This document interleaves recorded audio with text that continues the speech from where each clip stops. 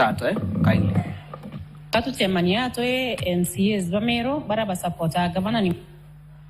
Let's meet here as Meru MCAs who support the governor. Mama, no to barabangi baretere Mombasa for 15 days. Because others went to Mombasa for 15 days.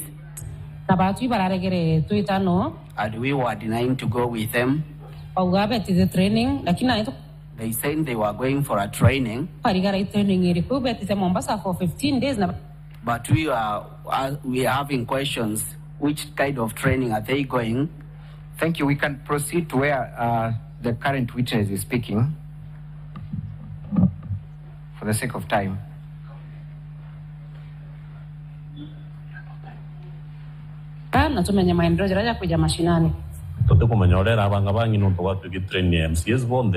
We don't know how it was planned, because if it was about all MCAs, there are no MCAs who are two sides. There is no difference between MCA who was elected and the one who was nominated. They are all Meru MCAs. But when we trying to ask the county clerk,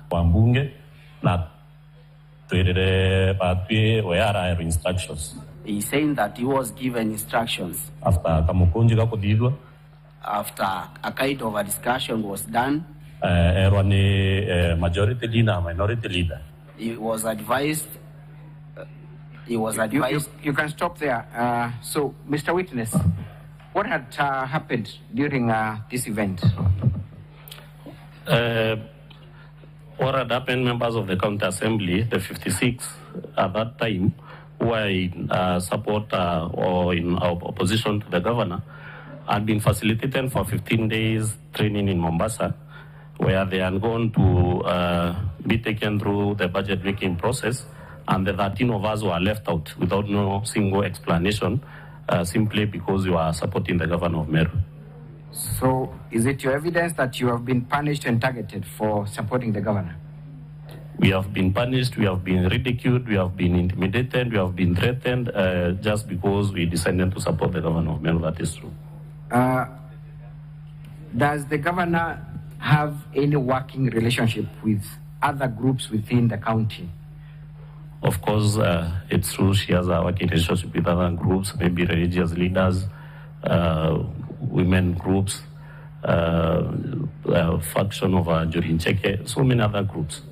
Let us watch briefly VKM14. Council, if I may interrupt you, you have less than 15 minutes. And I see on the list that you still needed to call 3 other witnesses, one including the governor. So will you be able to manage that within the 15 minutes? Thank you, Mr. Speaker, sir. This is a very crucial witness for us. I will only take the next 3 minutes with him. Then we reserve the remaining minute for one more witness, who is the governor. Very well. We will drop the others. Thank you.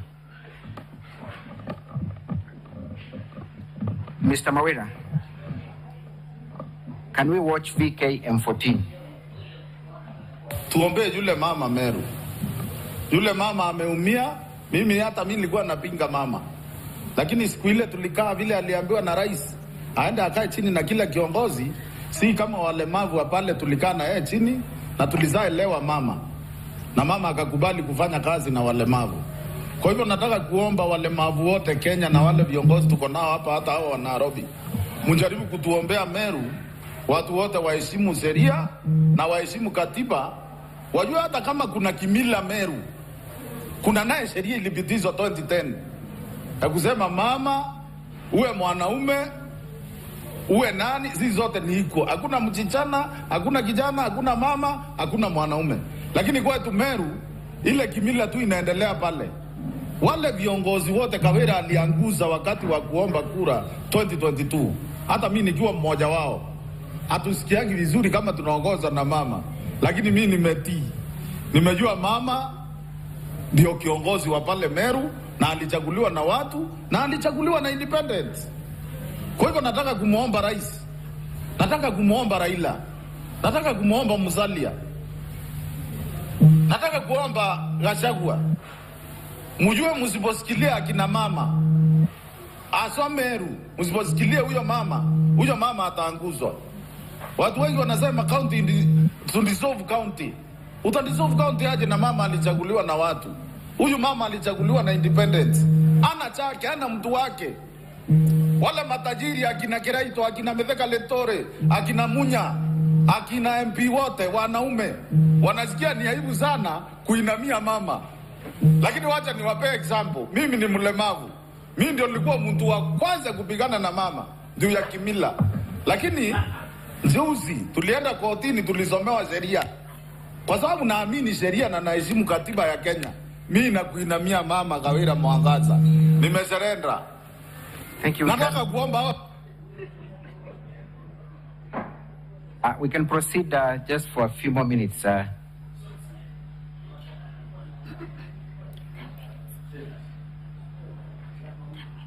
Viongozi, wajua kwa nini nacheka wa Kenya?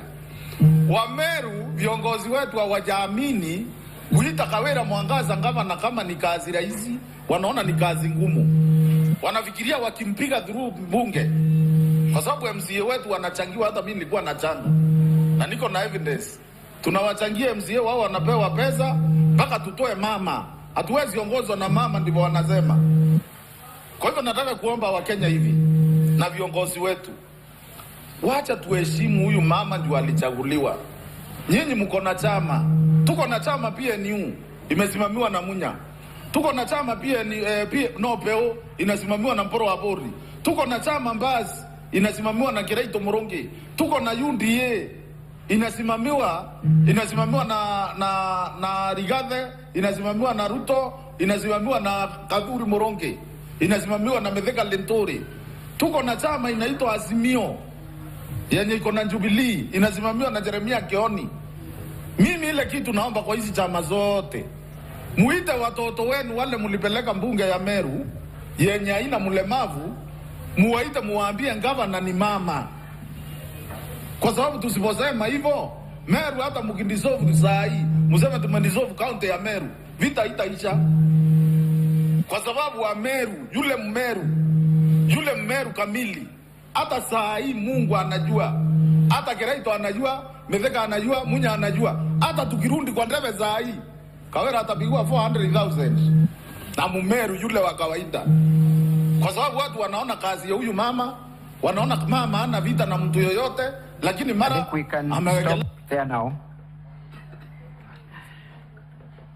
We will play it shortly, but Mr. Witness, tell us your summary of the charges that are before the Senate. You have a time to go through the motion of impeachment now and back then in 2023 rather. What are the basis of these charges?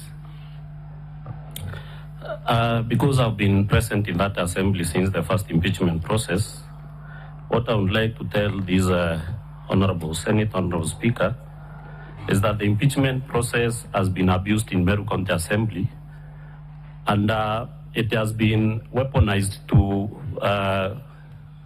fight political fights, whereas we know that impeachment should be used sparingly.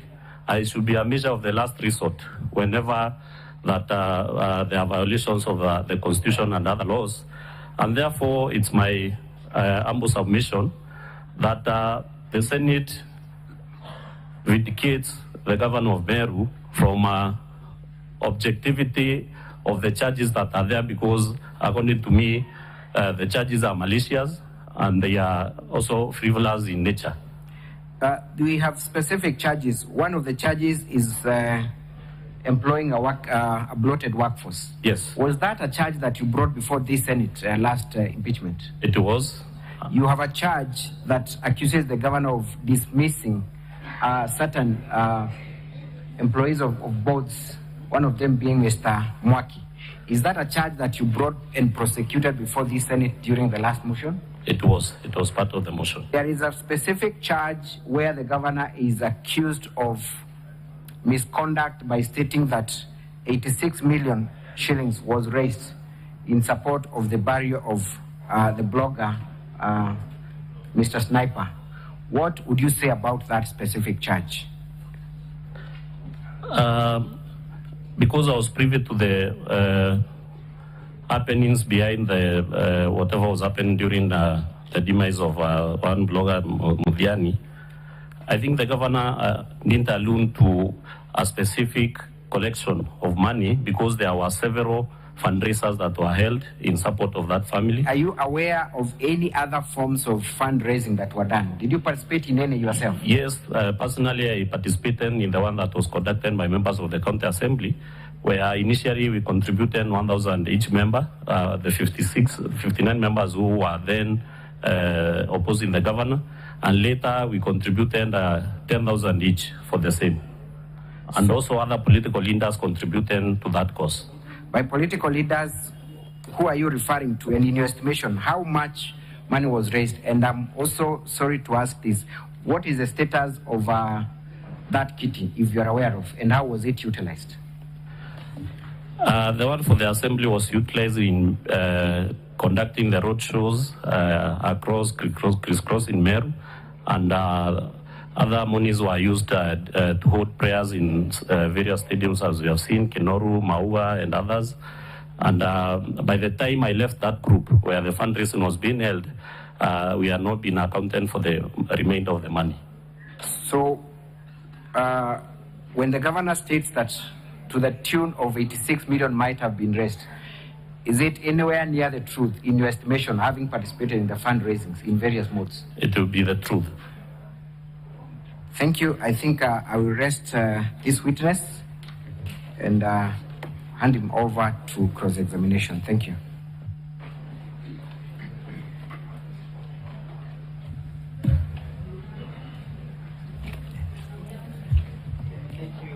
Mr. Speaker, sir, we'll be very brief with this witness. Mr. Witness, confirm that you moved the motion for impeachment last time, yes? Yes, I confirm. And that you live by the statements that you have indicated in your affidavit that you have testified to, yes? Sorry? And that you confirm and want to rely on the affidavit that you have filed. Yes, I confirm. And that you remember on the 7th of November 2023, you took the same stand and testified before this assembly as a mover, correct? Yes, I confirm. And you remember a question was put to you whether or not the impeachment then was politically instigated, correct? Yes. Do you recall your answers? I may not recall the exact answer. I'll give you the answer. Honorable Speaker, I'm referring to the answers of this House at page 53, dated 7th of November. Mr. Muthomi Thionkulu was the lead counsel then, correct? Yes. And you remember him putting this question to you, and you answered in negative, that it was not politically instigated. You remember? You recall or you do not recall, Mr. Witness? I don't recall. Read for me the answer, maybe. You remember Mr. Muthomi asking you whether it is true from the governor's allegations that the impeachment was politically instigated, and your answer was Evans Mawera Kawira. You said it was not true. Have I now refreshed your memories? From the records, yes. Do you still want to hold that preposition? Of course, everything that was in that motion was not substantiated. Excuse me, Mr. Witness, I want a yes or a no answer. Do you still want to hold that preposition, or you want to run away from it? As of then, I hold that position. You hold that position? Yes. What has now changed? So many things. The one, that you are no longer the leader of the majority in the assembly. No. Yes. Number two? The governor reached out and called for reconciliation. I did a lot of soul searching. Thank you. I consulted widely. It's okay, don't answer questions that I have not put to you. You have testified at length how people were induced to bring that particular motion, correct? Yes, and I've stated the facts. That is a motion that you brought on the 7th of November, correct? Yes. So you brought motion out of ulterior motives of being induced as at then, correct? According to the circumstances then. You allowed yourself to be induced, yes? As per the circumstances then.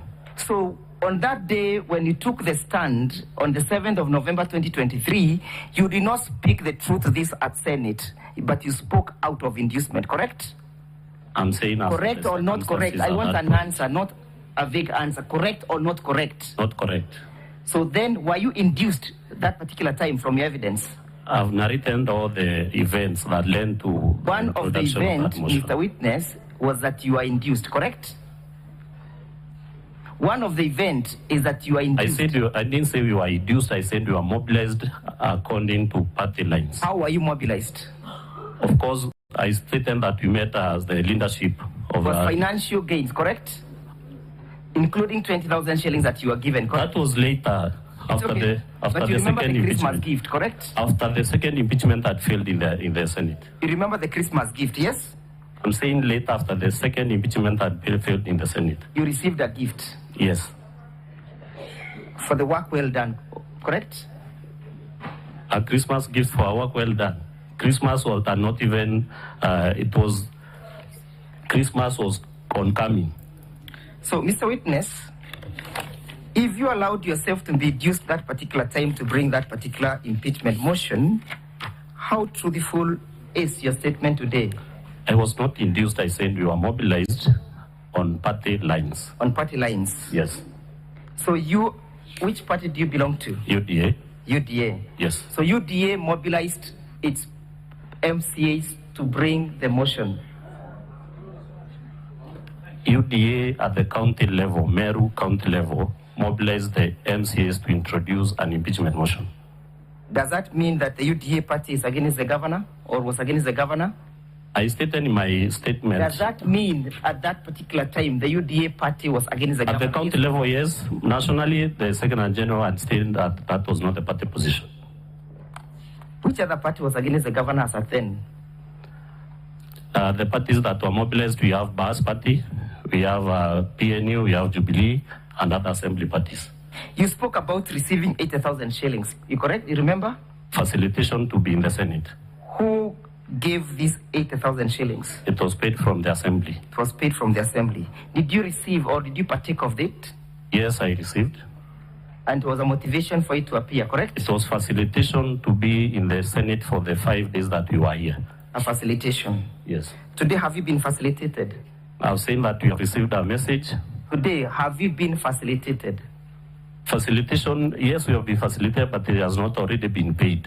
But it will be paid because we have received a message from the clerk saying that members will be facilitated for 5 days to be in the Senate.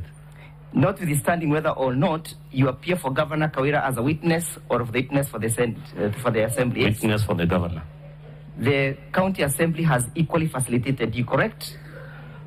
I have received that message. That you'll receive your per diems for participating? Yes, yes. So it was usual for the County Assembly to facilitate its members? The previous one, only 59 members were facilitated. It is usual for the County Assembly to facilitate its members, correct?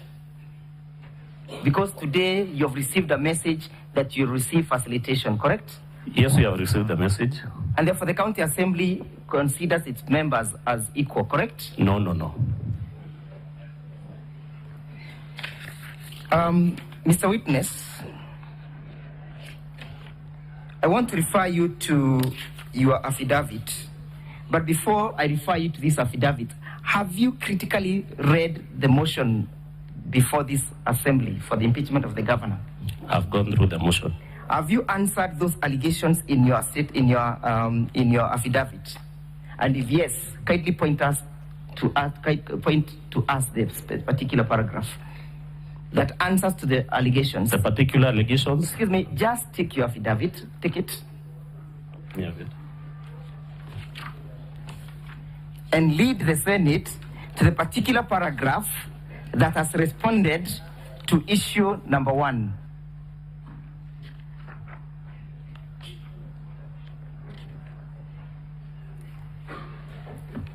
Issue number 1, where have you responded? Just a minute.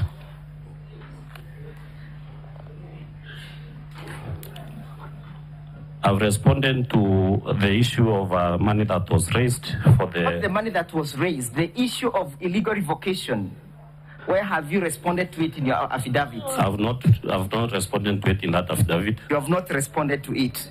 Issue number 2, where have you responded to it? I've stated. Do you know what issue number 2 is all about? Yes. Show us the particular paragraph that responds to those allegations. Number 23. Paragraph 23. Yes, paragraph 23. Read it out. That the clerk of the assembly, under the instructions of the speaker, has been writing several letters to frustrate the approval of the governor's nominees for the bonds of various semi-autonomous government agencies. The clerk has no role. Do you have evidence in that respect? It is in the governor's badge. Were you aware of this frustration by the clerk before you came to this assembly? Yes, I was aware, because when those... aware, thank you. Yes. Did you take any actions to curtail these frustrations? Yes, I did. What did you do? When these letters came... Where is the evidence in your affidavit? It is not what in the affidavit, but personally I gave my opinion in a meeting discussing these nominees. Mr. Witness, please listen. Yes. I'm not asking you to give us your opinion. You've given so many of them, so we do not want to entertain any further opinion. Okay. We want to go to the facts. Okay. Where have you pleaded in your affidavit that you took actions against the clerk for frustrating the works of the governor? I didn't take any action against the clerk, but I have responded to that count number 2. Yes? I didn't take any action, but in my affidavit I have responded to that. In your affidavit where you've responded to issue number 3. Can I have the affidavit? And I put it to you that issue number 3, now 23, does not respond to the allegations contained in the notice of motion, issue number 2. Sorry? I put it to you that paragraph 23 of your affidavit is not a response and is not evidence that relates to the allegations of failing to appoint chairpersons. I don't agree to that. Let us go to issue number 3 and point us in your affidavit where you have responded to it. I have not responded to issue number 3. Thank you. Let us go to issue number 4. Point us in your affidavit where you've responded to it.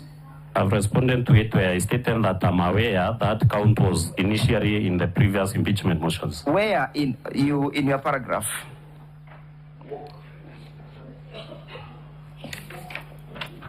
And is the issue in illegal dismissing about the issue of dismissing or the issue of the expenditure of county money? The governor dismissing individuals and making the county accrue unnecessary resources paid to the litigants. Did you understand? If I can read the crowd, it's illegally dismissing in bold. Yes? In bold. And illegally dismissing. Yes. And then narration continues. As a consequence of? Illegally dismissing. And as a consequence thereof, what happened? A loss. A loss of how much? 4 million. Where is that in your affidavit? I've said I responded. It's not in my affidavit. It's not in your affidavit. Yes. Let us go to issue number, count number 2, gross misconduct. Yes? Deliberately misleading the county, the members of the public. Yes? That's in the body of Sniper, 86 million was raised, correct? Yes. You are aware of those utterances, correct? Yes, I'm aware. That the same were done by the governor.